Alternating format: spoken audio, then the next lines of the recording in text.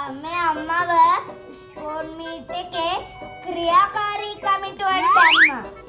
මං ක්‍රියාකාරී කියලා ඒගොල්ලෝ කොහොමද දන්නේ? දුන්න සාතිකෙන් නියමට මම. ආ මම ටීචර්ට කිව්වා මේ අපේ අම්මට මුළු ගමේම ඕපදූප ටික හොයන්න යන්නේ විනාඩි 20යි කියලා. අයියෝ ගම කාලා. මම කිව්වා ටීචර්ට අම්මා හලි ස්ට්‍රෝං කියලා. වෙන මොනවද කිව්වේ? අල්ලපු වත තාප්පේ පැනලා ඔය ඇහෙනියෝ ගිඩි ගාලා. අම්මේ මම තව කිව්වා අයියෝ තාත්තා ලොරිය ස්ටාර්ට් කරනකොටම උසේන් බෝල්ටත් වඩා වේගෙන් දුවලා ඇඟිලා බලන් ඉන්නවා ලොරියට අඳුරන ඇන්ටිලව එහෙම නග ගන්නවද කියලා.